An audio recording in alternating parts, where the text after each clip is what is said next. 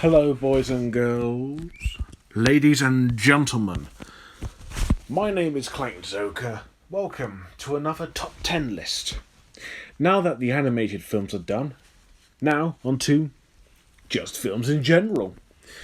So there was a bit of a tie between this and the animated films, but one person stepped in to vote for one or the other. And now I have to do this list. These are the top 10 films that I personally love. And as always, I'm going to be using DVDs/Blu-rays in order to do them. Obviously, not all the films I've got on this list I have on Blu-ray or DVD.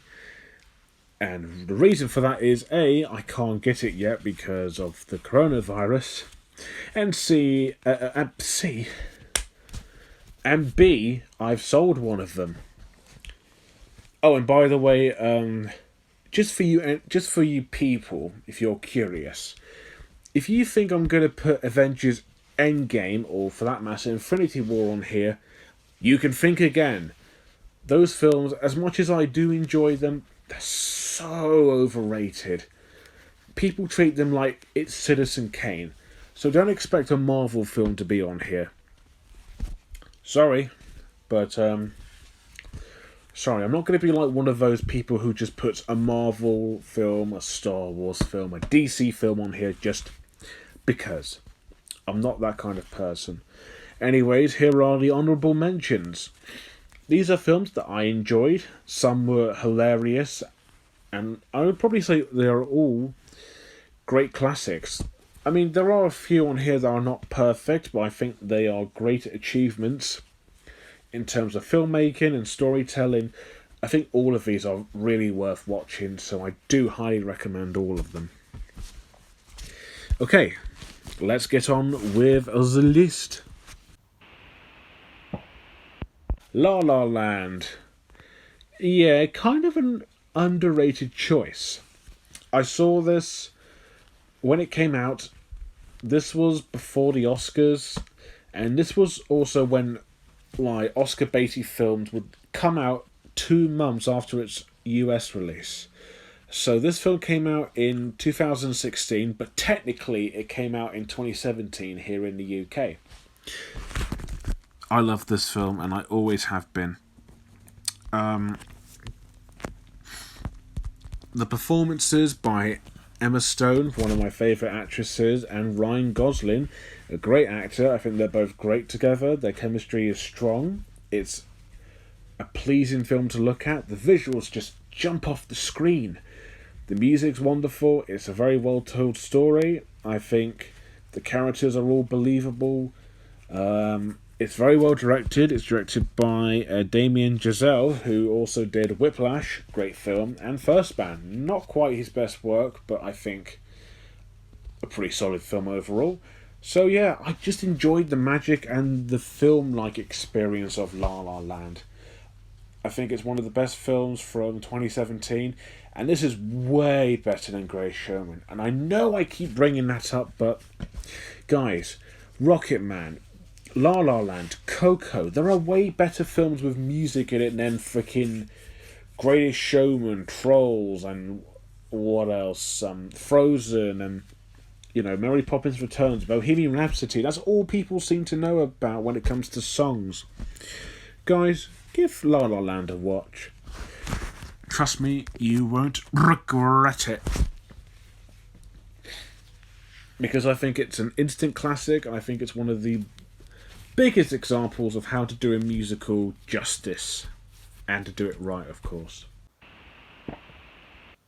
Shaun of the Dead. Oh, Edgar Wright, you never fail to impress me.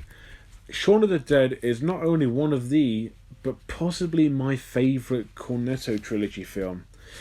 I mean, I did really like World's End, but I thought it was a little bit too convoluted. Hot Fuzz is amazing, obviously, but Shaun of the Dead, I thought, it might be kind of the most overrated one of them all, but it's still the best one. Simon Pegg is amazing as always. I love Simon Pegg, Nick Frost, Martin Freeman, Peter Serafinowicz, Edgar Wright's directing is amazing. The film's funny, clever, it does great references to a lot of zombie films and films in general. It's a great satire on...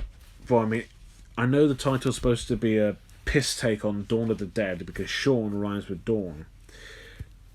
But the film is kind of a zombie satire, and I love that. I love when films are satires on genres or types. The way Edgar Wright does comedy is brilliant. It's unlike anything I've ever seen. Even the outtakes for this film is fucking hilarious. If you haven't seen this, I do recommend it. If you love the Cornetto trilogy, or Cornettos, I guess, you'll enjoy this. It's also a really quotable film as well. I love that. One of my favourite quotes from the film is, what was it? It's when Shaun goes past that homeless zombie and he goes, because he's there to give out, he wants some change, and he's like, sorry man, I don't have any change. He's like, I didn't even have enough for the fucking shop. And the plan sequence as well, that's very funny. Take car, go round mum's, kill Phil, sorry, grab Liz, go to the Winchester, have a nice cold pint, and wait for all this to blow over. That's actually a meme, you know. A really funny one too. What can I say? Shaun of the Dead is an instant comedy British classic. One of the best British films I've seen. And it took me only last year for me to actually finally watch it. And with Hot Fuzz, I watched it in 2013. Why the hell did I not watch this film sooner? Oh, and The World's End, I think 2015. But yeah, do check out all of these films. But most importantly, Shaun of the Dead. The Grand Budapest Hotel. Now, originally this film was an 8 out of 10 because while I did love it, and I love Wes Anderson's unique style, it wasn't quite the best from him. And I think it was a little convoluted and at times a bit emotionless. But it was actually on Film 4 like a few weeks ago. I didn't watch it entirely, I watched it until the end.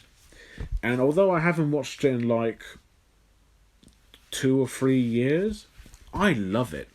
Wes Anderson, you may know him for films such as Moonrise Kingdom, I think he did Rushmore, Fantastic Mr. Fox, and his most recent film, Isle of Dogs, and his upcoming film, The French Dispatch, which I'm still hoping will be coming out this year, because I will be checking it out, of course. With Grand Budapest, this is, just like La La Land, this is a cinematic film achievement. It's visually well done, it's colourful, it's full of personality. I love this very colourised and very Anderson feel to it. It's still witty, still charming, still clever. It's well shot, the acting's great, especially from Ray Fiennes and the usual Bill Murray, Jeff Goldblum, Willem Dafoe. Everyone's fucking fantastic. Saoirse Ronan too. The guy who plays the lobby boy, I forgot his name, but I know he's in the 2 Spider-Man films from the MCU. Fuck, what's his name? I'm going to have to look this up real quickly. His name is, if I can find it. Tony Revelo. How do you pronounce his second name? Is it Revelori? Yeah, he's from. Oh, he plays Zero. Shit, don't know. I forgot his name there. Anyways, he's great. Everyone's great. I think this got nominated for like 11 Oscars. Let me have a look. 1, 2, 3, 4, 5, 6, 7, 8. Sorry, 9. It won 4 and got nominated for 9. And rightfully so.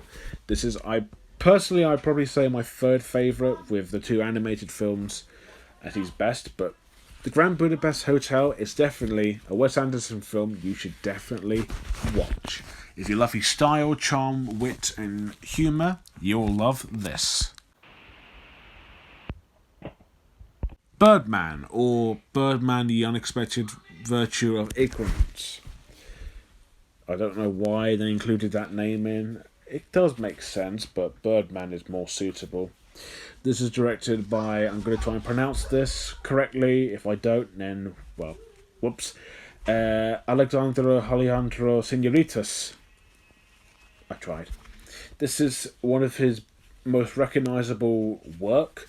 He will later do The Revenant a year later. I didn't see this when it came out, which is a shame because it did look amazing. I did watch it online, like roughly when the film was still out. I loved it. Why the hell did I not see this in cinemas? It's well shot. Most of it is continuous. The acting from everyone is great. Emma Stone, once again. Edward Norton. And fucking Michael Keaton. He can act, like, for fucking real. The film definitely has that very theatre look to it, and it makes it look unique. And this is actually one of the few films that actually makes New York, or wherever this film's taking place, look unique. Even Zach Galifianakis is quite funny too. It's well directed. It definitely has this sense of you can't tell if it's real or if it's a reality. The film does sometimes play with your expectations a little bit. And by the end, I think the film ended off on something great. This is yet another one of those films that you can make your own interpretation of what happened, or you can look up analyzations. But this is still a film I do highly recommend. And no, this is not an actual superhero film. It's about an actor who used to play a superhero. Don't expect Marvel shit here, although they do make a reference to The Hunger Games and X-Men, which is a bit odd, but, you know, gotta have your references. But seriously, do check it out. It's a film that not many people know of, obviously. And also do check out The Revenant too. While not as great as Birdman, that's still chilling and epic and just intense. Birdman, fucking awesome. It's a film that I never get tired of watching. Just amazing.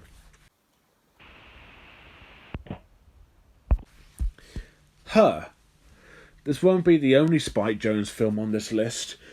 I love Spike Jonze. I think he's a very phenomenal director. I haven't seen all of his work. He did Adaption with Charlie Kaufman. I think he also did Being John Malkovich. I don't know, but he is a director and genuinely a guy that I'm interested in. He did a short film in 2010 called I'm Here, about these two robots who fall in love. One of my favourite shorts, and I think it's beautifully well made. And with Her, kind of the same thing really, only it's actually an android and Joaquin Phoenix. I think the story takes a different approach to the typical romance story. It tells it in a beautiful, visually stunning and just magnificent way. It feels genuine, it feels heartfelt, the world is absolutely incredible. Joaquin Phoenix is great. Scarlett Johansson, Amy Adams, even Chris Pratt is in this too. This is seriously one of the most gorgeous looking films I've seen. And you can tell that this is very futuristic, but Spike Jonze doesn't establish what year it is, which is great. And this is not like a very typical love romance where things actually end up happily ever after. I mean, it does have a happy ending, but not exactly for everyone. I'll put it that way. So if you haven't seen it, I do recommend you watch it. I'm going to say this a lot, because most of these films are not going to be ones that you probably have seen. You may have seen them.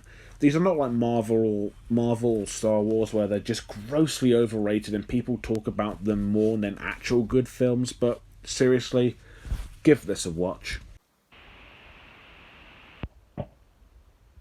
Joker. What a coincidence that a Joaquin Phoenix film from Spike Jonze is on this list, and now Joker.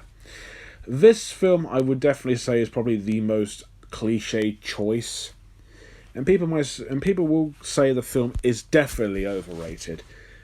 Yeah, I agree, but this is a film something just hit me with this film. It's not a typical DC film, although technically it isn't, and yeah, it does have like slight symbols of it, but this is all about Arthur Fleck and his journey and how he became the Joker.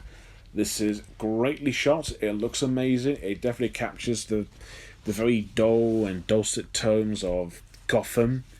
Joaquin Phoenix, as expected, is amazing. The scene where he's on the Murray Franklin show is chilling, intense. There are moments in this film where I thought, holy shit, where the hell is this going? This is also one of them films that, despite being kind of complex and too complicated, I did kind of understand what was going on. I get people will see this as like some like very artsy fartsy film or just some very generic art house film. No, it's more than that. It's a film that tells a great story, has a great character that turns into probably one of the most iconic Batman villains of all time. All the supporting cast, like, Robert De Niro, obviously, because this is influenced by King of Comedy and Taxi Driver as well. Everyone does a great job, but Phoenix and, I guess, De Niro stand out. This is a fantastic film. It was one of my favourite films from last year. I think top 5. Yep. It has become kind of a meme, and it is still kind of overrated, but it is still a fantastic film. Probably my favourite DC film. And yes, it was better than The Dark Knight. And I still love The Dark Knight, but this was better.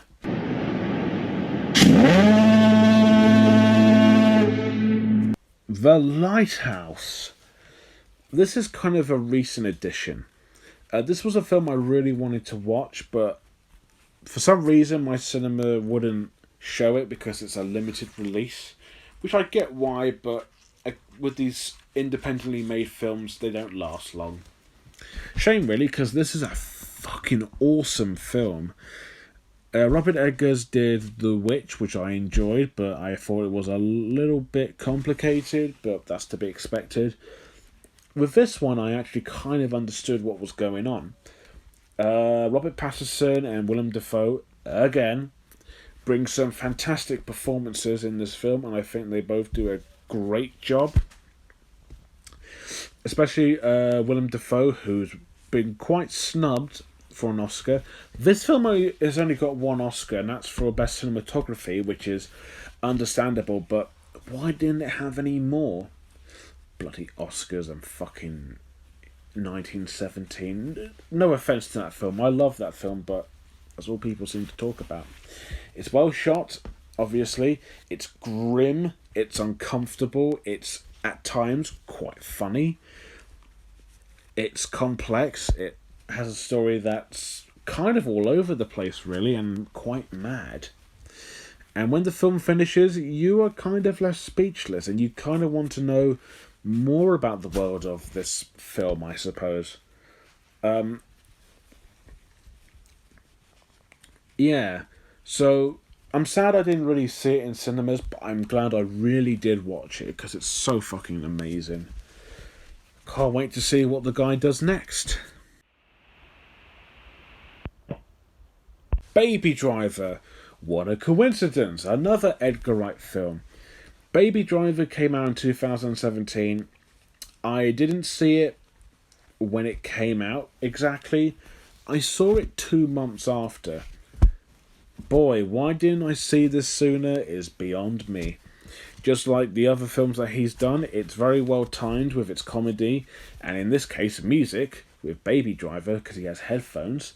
It's intense, it's well crafted, it's stylish, it's cool, the acting's great, especially from our main lead, Kevin Spacey, John Hamm, Jamie Foxx as well. Everyone's great. It has a great soundtrack as well, and the film gets more and more interesting and intense, and the story gets bigger and bigger. It's just a fucking awesome masterpiece. One of the best films from last year, in my opinion, and it was better than... especially than a lot of car heist chase films, I guess, that I've seen out there.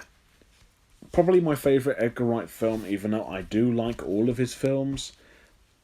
Sad, really, that his next film got delayed, but I can't wait to see. What was it like? Last Night in Soho or something. Whatever it is, I am looking forward to it. And you guys should definitely check out Baby Driver. Awesome film. Ex Machina. This is another film that I actually watched quite recently.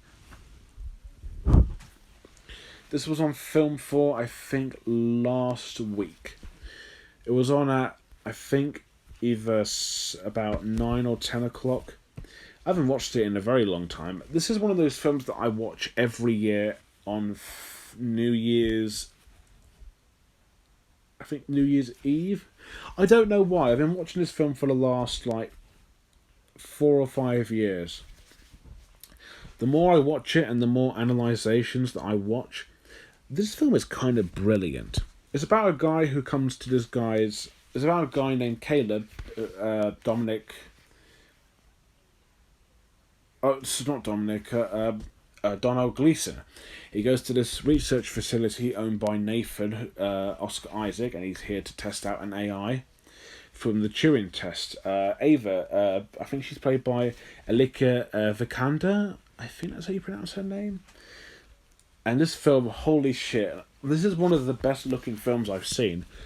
Seriously, I mean, that research facility and the area around it is so beautiful and looks so genuine. I love to live there. The characters are all likeable and understandable. Nathan's funny. Caleb is... I mean, he can be a bit naive at times, but he's kind of understandable. The effects on Ava is incredible. The soundtrack is awesome. It's very well directed by Alex Garland, who I believe wrote 28 Days Later.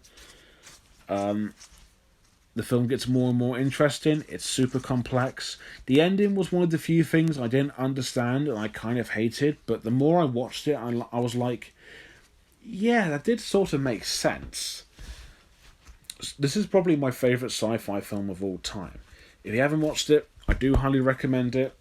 I would say it's a little similar to Chappie, you know, the film with Hugh Jackman and Sigourney Weaver. That film, I mean, I will do my thoughts on that film at some point, but that's a film I thought could have been like Ex Machina. It looks great, but it's good. Ex Machina, though, brilliant. Fucking great classic. Where the Wild Things Are. And I have to alliterate this again. This is also directed by Spike Jonze. And you're wondering, wait, what? So after all these great films, Where the Wild Things Are?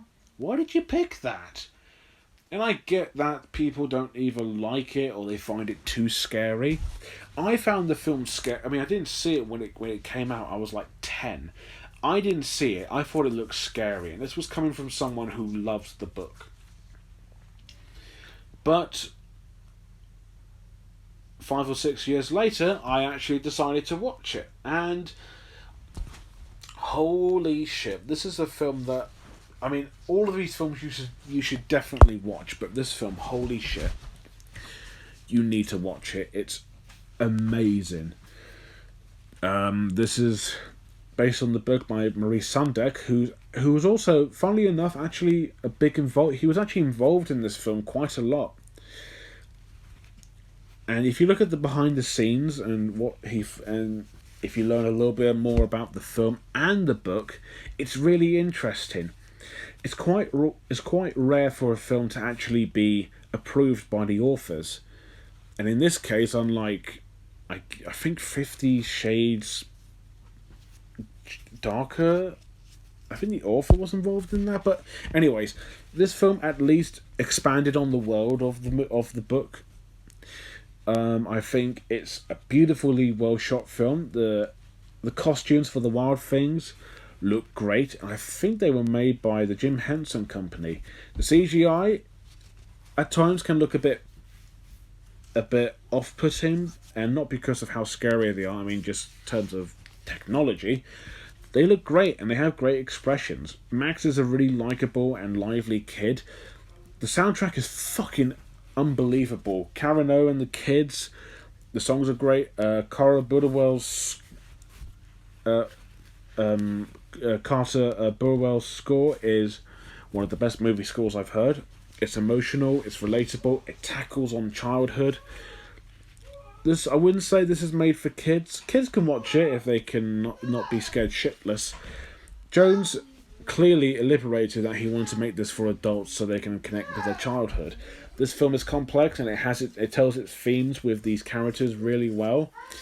It's honestly a really incredible piece of work that's really inspiring. And I think Maurice Sendak really loved the film. I remember, I think it was like behind the scenes or something, or DVD feature, where he was talking about how Spike Jonze has, took so much from his life. I thought that's so sweet, The voice acting's great. I think James from The Sopranos, he's the voice of Carol. I think he's a very fitting Carol. Chris Cooper, Paul Sano, I think, Forrest Whitaker, Catherine O'Hara. Everyone's fucking great. The kid is absolutely hilarious and great. I think he really fits that very overly imaginative and fun kid. Sadly, though, I think this film didn't do that well. Despite getting good reviews from critics, audiences seem to be a little bit confused, scared, and even mixed. And it's a shame, really, because people in that year liked Avatar, District 9, Inglourious Bastards. No, they didn't want to go and see a film based on a book. Well, why didn't they? This film didn't get nominated for any Academy Awards, which is a big fucking snub. It did get nominated for a Golden Globe for its best soundtrack, score. That's fine, but come on, guys. Really? I mean, yeah, it does look terrifying, but do give this film a chance, alright? It's really worth your watch. And at least Jones would actually get some recognition with Her in 2013.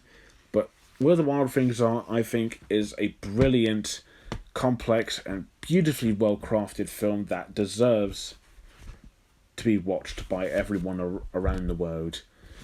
So this is why I think Where the Wild Things Are is my favourite film of all time. In fact, all of these films left a huge impact on me, just like the last list. I think they give me ideas about what I can do to make films at some point. They tell their stories in very unique ways. They have great styles, great directing, fantastic acting. What more do you want? Yeah, so that's it. And I'm going to be doing the third choice, which is me doing some impressions, tomorrow. And if you find them shit, I'm very sorry. I find them shit too. I'm not Brock Baker, okay? I'm not that good of a voice actor. Although I'm not that terrible either. Anyways, what are your top 5, top 5, top 10, top 15 favourite films of all time? Let me know below. I am actually very curious. And if you put Endgame on there, I would not be surprised at all. And as always, thank you guys for watching. Don't forget to like, comment, and most importantly, subscribe. And until next time,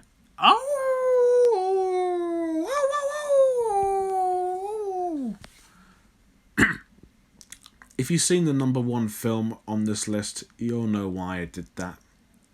Felt so good.